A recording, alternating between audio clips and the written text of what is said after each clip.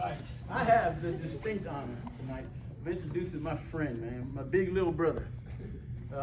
I just want to say, so Damon has known me for a long time, almost since the beginning. He seen me at my, when I was okay, and then he seen me gradually fall off.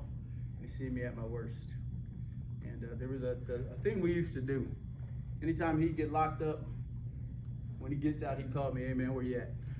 What's going on? What's popping? I need to start. Anytime I get locked up, I call, and I get out, hey man, where you at? And I gotta say that even in the street, like Damon and I were true brothers. We would rob, steal, cheat, anybody else but each other, we always looked out for. And the last time I got out, I called Damon, hey bro, where you at? And he came pick me up from jail. And I tried to go get high, go back to the same thing, and he said, man, I'm sober, bro. I said, yeah, right. He said, no, for real, I got a year sober. I said, wow. He said, if you want, I can take you to the place that helped me. I said, nah, man, I'm all right. I got this. I said, okay. He dropped me off. A couple days later, I called him back, crying, weeping. I had it enough. I said, hey, man, can you give me some money? He said, nah, man, I can't give you no money. I just spent all my money to celebrate my 1 year clean. I said, okay. I start crying some more. I called him back. I said, man, I think I just need a job, man. I heard you got a business. I just need a job. He said, my man, I can't give you a job, bro. You're an addict. I can't hire a drug addict on my team. I said, oh, yeah, that makes sense. So I cried some more and hung up. And I picked up the phone one more time and I called him and I said, hey brother, can you give me some help? He said, I just been waiting on you to ask me. And he came and he picked me up and he got me a haircut and he got me some food. He got me a shower and he got me a pillow. And he took me to a place where I can get some help. Oh. And I'm here today because of him. Yeah. Amen. Because of that man right there. So it is my great honor to introduce Damon. He can tell you the story about what God did for him. Yeah.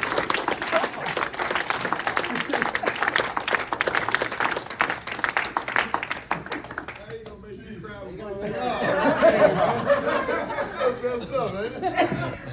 I done got my zone and everything. Oh man, my bad. I don't remember last time I cried. I'm all right, you know. It's good. Those are tears of joy right there. You know? That's tears of happiness right there. Hey everybody, I'm Damon. I'm an addict. Hey Damon. I have 3.5 years of sobriety. My clean date is March 19th of 2021. Outstanding.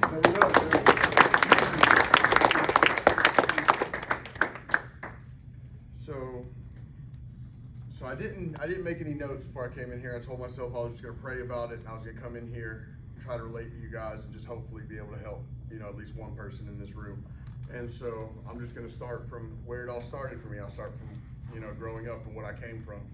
So what I come from isn't a struggle. You know, I don't come from addiction. I don't come from seeing addicts, seeing drugs. I come from a very affluent family, a family that was a combined 68 years in the military is who raised me. My grandmother did 28, my grandfather did 39. They're command sergeant major and master sergeant ranks. They're up there, and I had a very structured childhood. Straight A's through school, played all the sports, did everything. I was a poster child. Got into high school, you know, I was totally against all drugs and everything. And as I got into high school, you know, just wanting to hang out and be cool, you know, I was a popular kid. I was in all sports. Well, I got around weed, and this is where, you know, when I look back on it, this is where my addiction probably really started. It started with drinking and smoking pot. It became my identity. I became that stoner. I always had, you know, weed on me everywhere I went. You know, I always smelled like weed. It was cool. I thought it was cool. And I didn't have anybody to stop me. I didn't have repercussions. I might have had a great childhood. I was spoiled. But I didn't have any discipline. They gave me everything I wanted, but they didn't give me what I needed as far as structure, as far as, you know, disciplining me when I was doing wrong. You know, I had free reign of doing what I wanted to do. I didn't have a father in my life, so he went to prison when I was 6 years old for selling crack.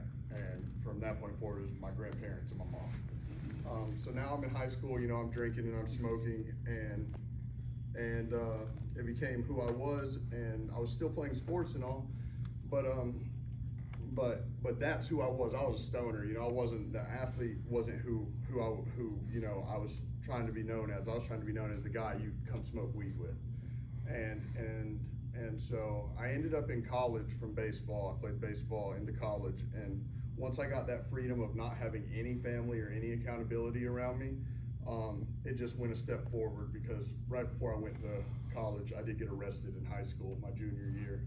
And so I was on probation. I went into college still on probation and smoking spice so I could get away with the drug test, you know? You know, yeah, you know what it is. And so, you know, I was skating on the drug test and everything, but I was smoking spice every day in college while I'm doing 3-a-day baseball practices and working out, and not taking, you know, that opportunity seriously when I'm there on a scholarship. I wasn't going to my classes. I wasn't doing what I needed to do and taking full advantage of what God had given me as a blessing and those talents. So I just started partying more and more, still no accountability. My family thinks I'm doing great in school and all. And in the middle of my freshman year, before I even finished my freshman year of baseball, I just quit going. I decided I was gonna go to Quad every day in Atlanta, every Tuesday, every Friday, every Saturday. If I wasn't there, I was at Iris, you know, and I just wanted to do Molly and hang out with girls and chase girls all the time and do drugs and think I was cool selling drugs. And I just became addicted to this lifestyle and this thing that I thought I wanted to be.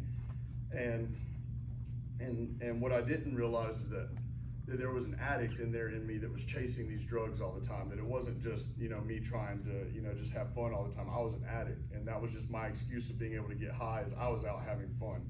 But no, I was getting, you know, all the way messed up every day, all day. But it wasn't meth, it wasn't heroin yet. It was just, you know, these club drugs that I didn't think was serious.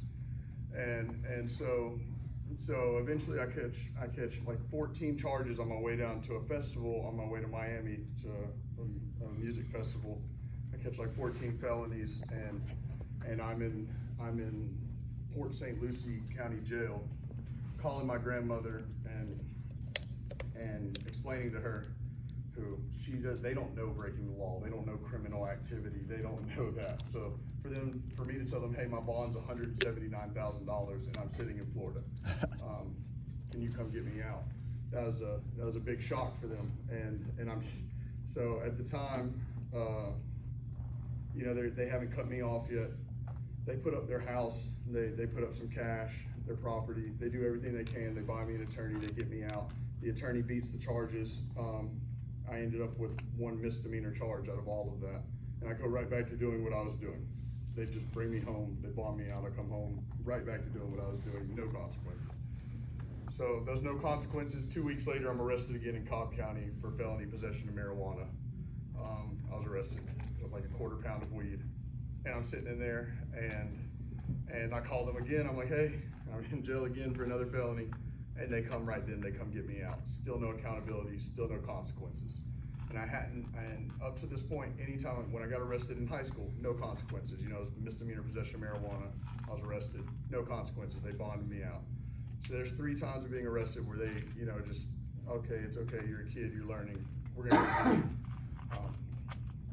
I was overly spoiled and ungrateful at the fact of how much my family really did love me and was willing to support me and have my back through all of this. They've been there, but at this time especially, you know, I'm blind to that. I'm not seeing what they're doing. So I get out then, and when I got out from that last arrest, I moved back home from my Atlanta friends, and I moved back home and I had my wisdom teeth removed. And this is where my real addiction began. I had my wisdom teeth removed. I was prescribed Loratabs.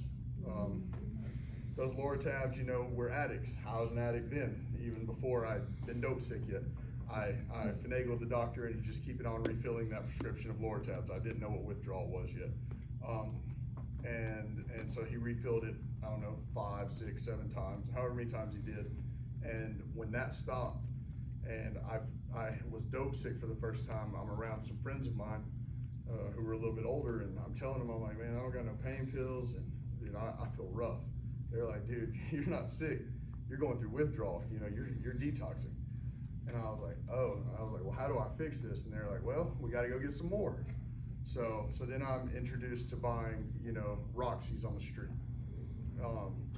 Those Roxy's, you know, they're expensive. I ended up, you know, becoming addicted to Roxy's for, I don't know, maybe 6 months. I get addicted to Roxy's. I have a girlfriend at the time, and she does the Roxy's as well, and we're addicted. I've learned how to lie, manipulate. You know, my family's still oblivious to addiction. They don't know what's going on. They have money. You know, they've paid for everything in my life, my car, my house, everything I have. And anytime I go to them for money, they give it to me. So that went on for about 6 months of that. And I had a little job at the time working with my best friend's dad. We were installing carpet in Columbia, South Carolina. And the girlfriend I had at the time, she was pregnant. And you know, we'd already told the family she was pregnant, done all of this. You know, that's something I'd always look forward to. Was in my mind, I was always gonna be a better father than my father was. And I didn't realize the road I was going down at this path was not the road that was gonna lead to that. And so in my mind, I'm excited. I'm like, oh, I'm gonna be a dad. It's gonna be great. I'm gonna have a son. He's gonna be a pro baseball player. It's gonna, you know, this is gonna be awesome. Well, while I'm in South Carolina working, you know, she's still addicted to Roxy's and she's back home. She calls me one day. She says, hey, I just left the abortion clinic. I had an abortion. Well, I broke down, right? It just shattered me all to pieces, you know. And as a kid, you know, when I look back on it, that was God giving me what really, you know, in hindsight, it was the best option available at the time. You know, I'm not saying I agree with it, but it was probably what was best for both of our lives if I really think about it. And so she had that abortion. It tore me up, and I went straight to my Roxy dealer's house. I left Columbia, South Carolina, drove back home. All I wanted to do was get high. He didn't have any Roxy's, but he did have heroin.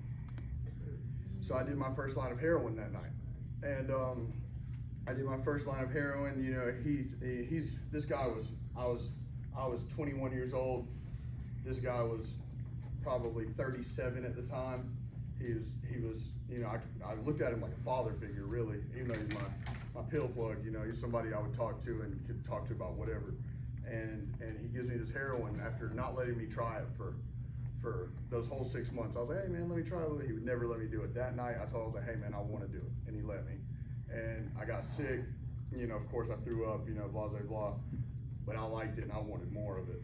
And so from there, I'm addicted to heroin now. I come home, you know, and I'm not shooting it up yet. I'm just snorting heroin now. And I'm snorting heroin for the next 6 months to a year, I guess, you know, working on and off, stealing jewelry or wedding rings or whatever I can from my family, doing, you know, shoplifting. Well, I don't think I've gotten into shoplifting yet, maybe. Doing whatever I could to get high, you know? And eventually my family, they started to realize things were going on, so I broke down and I told them, hey, you know, I have a problem. They tried sending me to treatment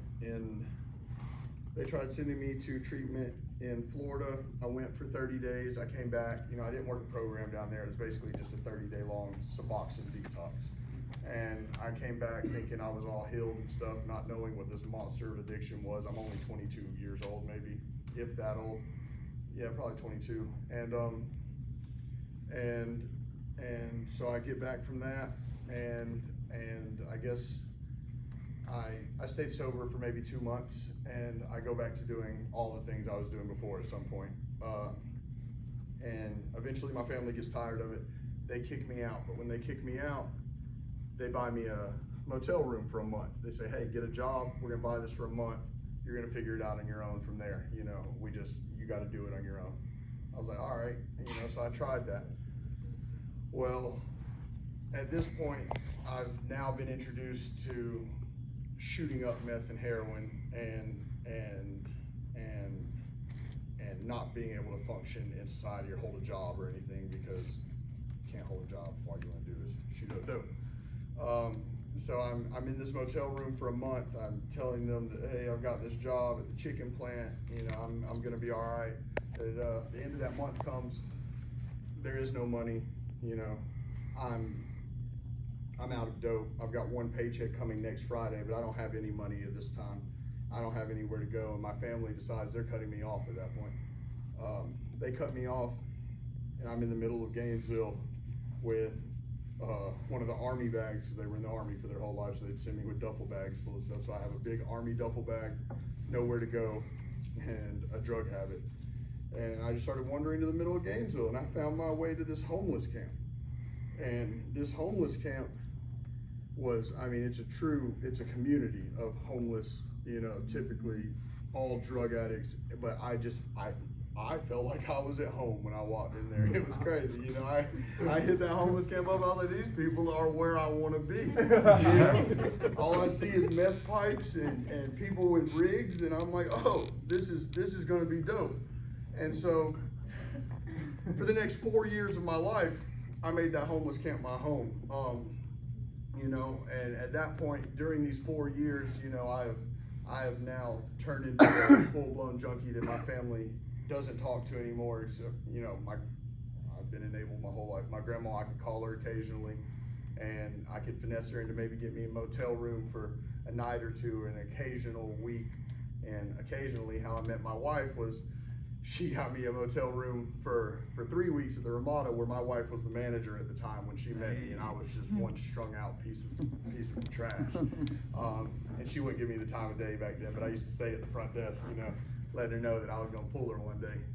And even back then, she would tell me, she would let me know, you have so much more potential than what you're doing. You know, you could be so much of a better person, you know, because I am intelligent. And you know, I do have a good personality. I'm a likable person, and she would let me know I was better than what I was. Well, I had her saved in my Snapchat years before I ever had a chance with her as my future wife. That's what she was. That's what she was in my Snapchat. Wow. Yeah. So you know, during this addiction and me being homeless, you know, I dealt with a lot of things. There was times where I'd be laying in that tent, you know, after being on a bender, and I've been up for, you know, 2 weeks, and I'm scrounging, you know, in the dirt in the homeless camp, hoping to find dope or something, and I haven't had drugs in, you know, weeks or months, and I lay in that tent, and I finally started to get dope sick, and I would try to get sober, but I'm in a tent by myself in the middle of the woods in Gainesville with no one there to help me, and I'm just dope sick. And I'm sitting there and I'm telling myself, you know, like there's nothing, like I even have worth living for at this point. You know, I have nothing, absolutely nothing. And so I would tell myself, this is it. I'm gonna get sober. I'm gonna make it. You know, I'm gonna turn this life around. And then, you know, the first person that would show up in my tent knocking on my zipper would say, yeah,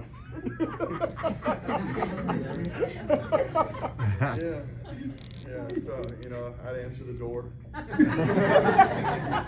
and it'd always be, you know, a sack of dope, just enough to get me to where I could go, get up and find a way to finesse into another sack and just keep it going. And it had gotten to the point where I never saw a hope for a better future for myself. I would sit there with a sack of dope, and once I had my dope and I was sitting at the homeless camp happy, I'm thinking of ways I can build a permanent little structure there and live there forever, and find ways of how I'm going to steal from Academy Sports for the rest of my life.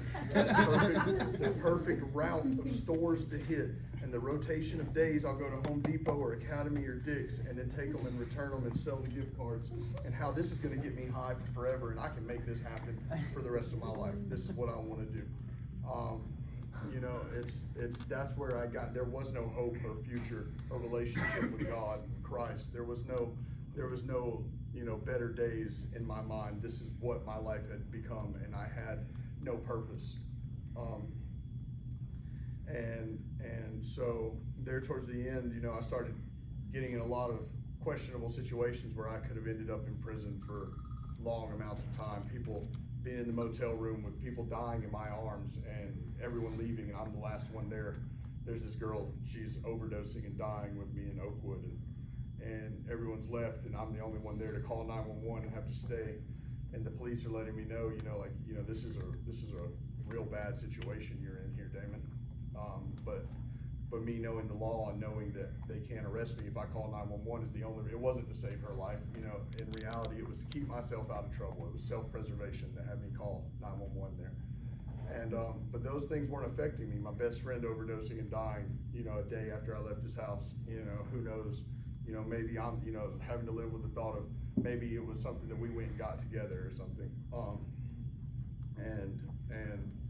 But none of that affected me the way it should have. None of that was enough for me to want to get sober.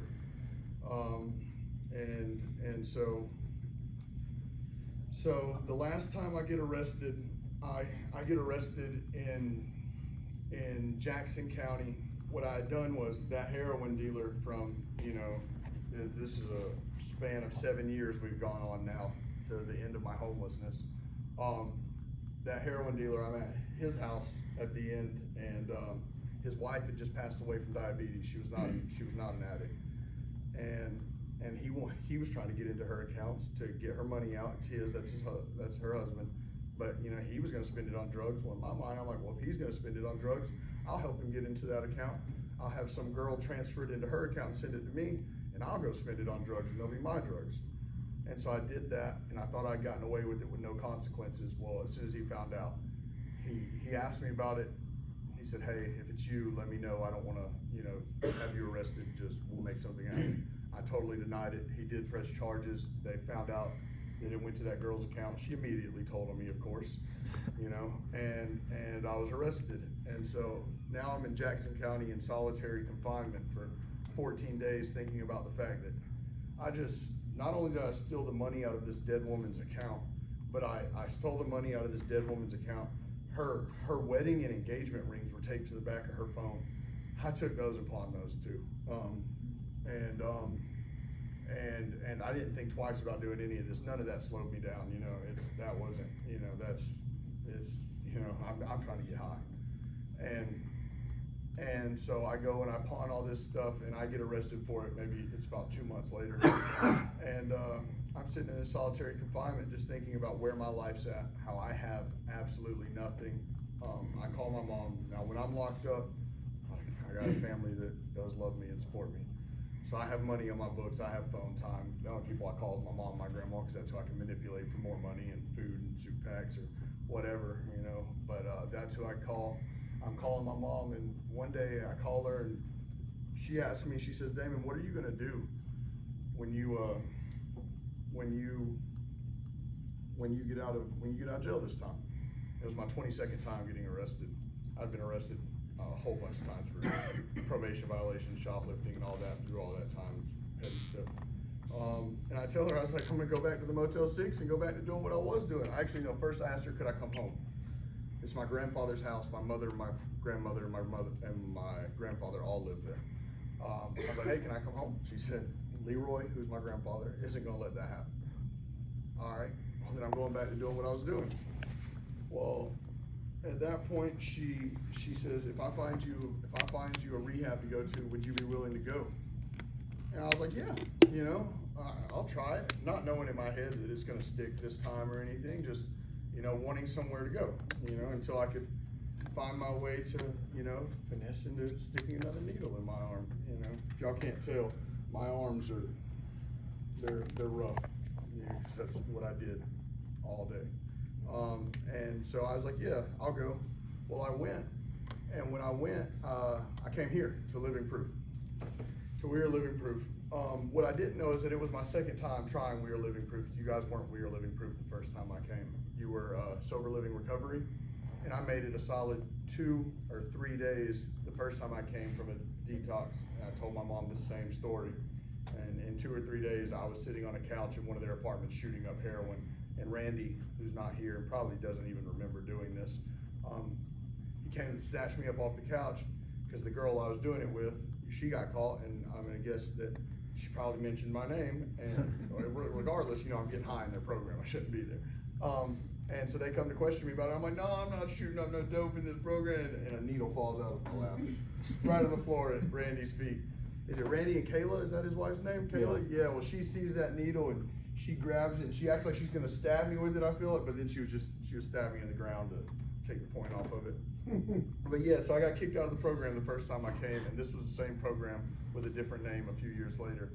And you know, this shows how honest of people this program is. My family, yet again, are supporting me, and that first time I came, they put $1,200 or something down to my account, so I'd be paid up for, you know, a month or so. And I got kicked out in 3 days. Well, all that extra money, you know, this is 2 years later. Christie still had it, or their books, they had it on that account, that money was still on my account. So when I came into this program this time, that money was still there from the first time my family tried to help me. And so I got into this program. Wow. And when I got into this program, that's when the real hope came. That's when the good part of this story happens, because you know, all of that we've all gone through. We've all done the addiction, the homelessness, the drugs, the needle, all of that. All of y'all know what that is. I just said all of that so we can kind of relate, and y'all can see I'm no different than anybody in here. But where things changed for me is once I got to that program, I did what was asked of me. You know, I got a bunk bed in a 4-man room, top bunk. I was, at the time, I think I was 165 pounds. Yeah. And so I'm in this program. You know, I come in, I meet Berkeley. I'm at the Flowery Branch campus at the time, which they don't have anymore, but that's where I was. And they tell me the things that are expected of me, what I have to do. They get me a job, and they say that we need to go to church on Sundays. Well, going to church on Sundays has changed from having to get up and go to church on Sunday with that program to my wife's working out of state right now. I've got 5 kids that I'm taking care of at the house by myself, and we still get up and go to church on Sunday because that's where I want to be. Oh, You know, right.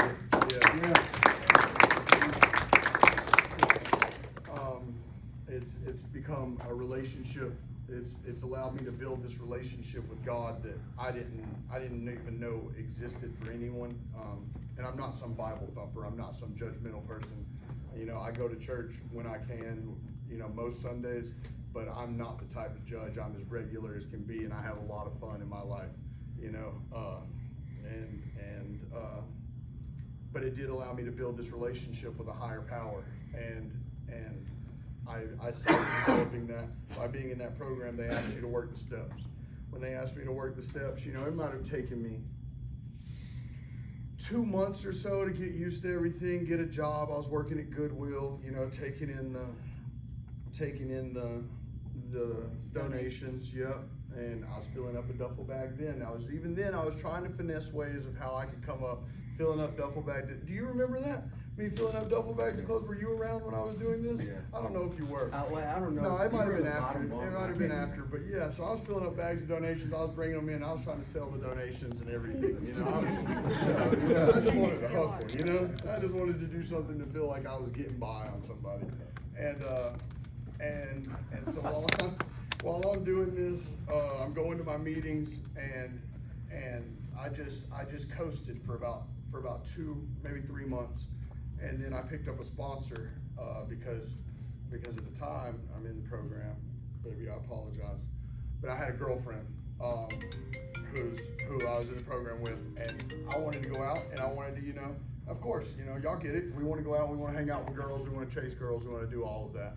And I couldn't do that without getting kicked out of the program, without working through these steps and moving up in the where you're at and the free time you're allowed. And so at first that was the purpose behind it. I just wanted to be able to have more freedom. And so I started working the steps. I started making my amends. You know, I got through 1 through 4 eventually. I started just seeing, you know, all of the people I had hurt and all the damage I had done, and how the people that I had hurt that really mattered in my life, they were, you know, at this point, I'm only 3 months sober, and they're right there helping me every step of the way now. You know, they're so supportive. And so I started to try to make my amends, and there's still a little suspect on if I'm gonna stay clean and do what I'm supposed to do. And you know, they still see me with old Damon tendencies. Like you said, I'm stealing from Goodwill so I can come back and you know, sell these clothes, or I'm trying to sneak out of the program and go hang out with a girl, or just, you know, being late after curfew for no reason at all, you know, just doing things to buck on a system that was, you know, put there to help me get on my feet and at the end of the thing, get to where I'm really at today. If I had have just followed it from the beginning, it would have been a lot easier for me. I get this sponsor. I start taking the suggestions he's giving me. I start calling him every day. I start learning a lot about myself that I didn't know, you know, and just how I handle things. You know, don't think I'm perfect now, because I am not. I get upset, I get mad, I pitch fits and throw tantrums, but I'm nowhere near where I was before. You know, I know how to handle things, stress, and problems and dilemmas, and I know how to do it with grace and kindness and compassion for the most part. Occasionally I slip up, but I'm at least at a point now to where I can admit, recognize, and work on it when I do, because I wasn't there before. And so now, where I'm at in life today is, you know, after doing all those things, working this program, being able to find a sense of peace. I stayed in the program for 9 months at We Are Living Proof. I went from Goodwill to driving a forklift for the last 7 months of it, I think.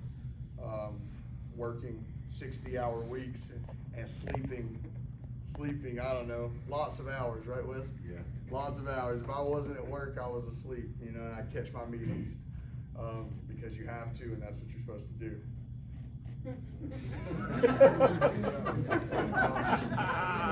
But what I did do was I stayed there, and I used that program to really help me gain a footing with myself, with my life, and be able to make, you know, start planning for a better future for myself. I worked as much as I could. I saved as much money. I got myself in a healthy mental place, and worked through those steps to where when I was ready to step out on my own, I bought myself a vehicle.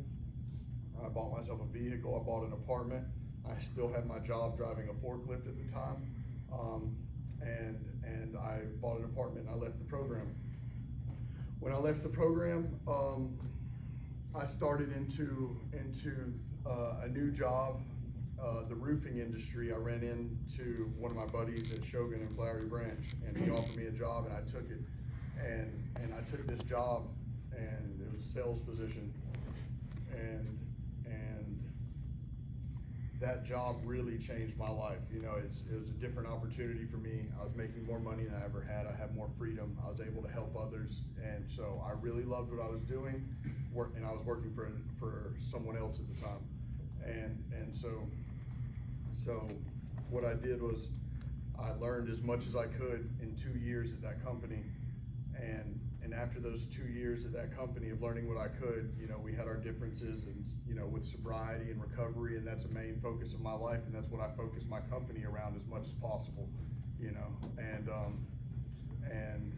so I went out and I ventured out and I started my own company, Nomad Restorations Roofing, and God has just blessed it in amazing ways. It's been an amazing journey. It's another way of working a program for me. You know, I deal with all kinds of stresses. I learned how to deal with people, and I'm able to work a program of sobriety and be able to connect with others, help others. I've been able to reach back and connect other people into, you know, my company that are in recovery as well. You know, there's lots of guys in these rooms and out of these rooms that are in recovery that work with me, and it's given me a purpose, is what sobriety has done, and what developing that relationship with God and changing my life has done, has given me purpose to where I'm not just a business owner. I'm a business owner. I just, you know, maneuver the business. It's God's business, and He has allowed me to help so many people, not just homeowners and stuff, but the guys who work with me. I'm able to set a better example. You know, I'm able to show them what life can look like and what we can do. You know, this isn't, and don't take this as bragging when I say this, but I just purchased my 3rd property, the first one for my family. You know, and I come from living in a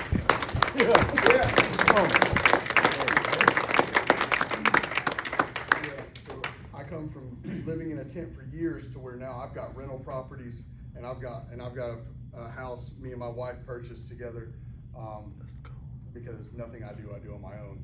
That woman right there. Yeah.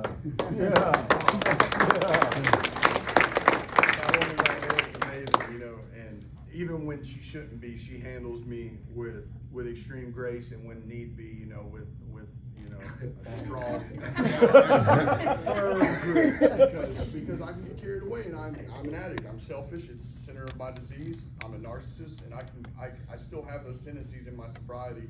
That's something, I'm still figuring out. You know, there's still things you have to work on even once you're sober. Drugs isn't a problem with me. I'm not thinking about going out anytime there's an issue. You know, I lost $20,000 cash last year, cash, 20 grand, and that shook me up a lot. It did. It really broke me down.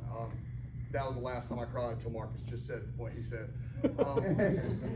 Yeah, and even then, the thought of using wasn't there. It's just being able to handle it in ways that's not using and not wanting to retaliate, and not, you know, it's just, you know, I let God handle it. I knew who did it. I had it on video, you know, but I didn't retaliate. I didn't do anything. I just, you know, I let God do what He's done, and God has blessed me. That 20,000 is irrelevant now. You know, it was just, I look at it as a donation to the universe, because it taught me a lot of lessons, and it really helped me grow as a man. Because money is not everything, and coming from what I come from, you know, that's a hard thing for me to grasp, is that money is not everything, because, you know, when you don't have any of it, it seems like it's everything. And so now I'm able to reach out, and I'm able to talk to people, or, you know, have charities. I have, you know, one of the main focuses of my life, other than my wife and my family, is softball. I play slow pitch softball more often than I should. I'm not going to toot my own horn, but I'm pretty good. I was a college yeah, that's a lot. Just a little ball, just throw a little ball. You think it's easy, you know, you come out there and play. But we have a Nomad Restorations team that's based in recovery, and so I get to get all these guys out there that are fresh in recovery, like you guys, you know, that are in other sober livings where I'm from in Gainesville, and I get them out there on the team, and I get to see the joy on their faces, and getting to see, because we forget what doing normal things in life is. All we know is going and getting high, or chasing and chasing and chasing. And when you're in this program, you don't have that normal life either. It's work, meetings. You know, you don't have a healthy, you know, way of building hobbies and stuff like that. So being able to see people find joy in their lives, and having something to look forward to, and getting to go out there and experience that with them, that's huge for me. And it gives me a lot of purpose to go out there and set that example for them, and be somebody who they can talk to and look up to and ask for advice or anything. You know, I'm someone that people went from ignoring the messages to, or my family, you know, straying away from, to where I'm someone that my family comes to when there's an issue now. You know, I get spoken to about an opinion, or about, you know, about one of the family members messing up. It's not me messing up anymore. It's them wanting to know how they feel, how, you know, how things should go, and how they feel like the most healthy way to handle it was. And so just to see that growth in myself, is huge, and all that starts with, you know, I just try to keep God in my heart. You know, I try to keep Jesus. Anything I do before I go to bed at night, I pray for everyone in my life, and just trying to think about what God would want me to do before I make any decision. You know, it's huge for me.